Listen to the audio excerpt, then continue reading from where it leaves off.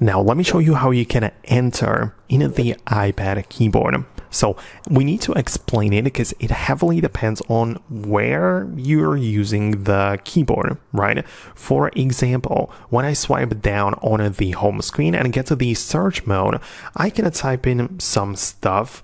For example, the name of the app, but at this point, the enter button on my keyboard, which is this blue one, is actually for search. You can see it has like the arrow, which essentially means that once I click it, it will go directly to that app. So you can see that this is what it does. If I type in something else, you can see that it also has a different sign. It has the magnifying glass. And my point is that the keyboard always has the enter button, but it always serves a different purpose.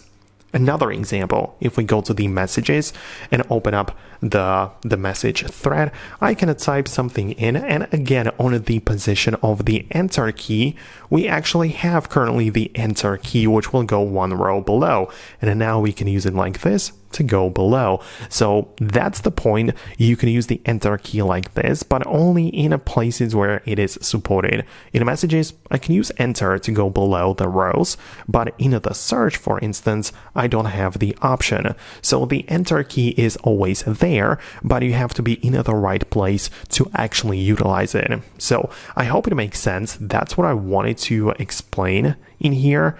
Definitely let me know what you think below, or if that's the thing you are looking for, hit the thumbs up and subscribe for more, and I'll see you later in future uploads.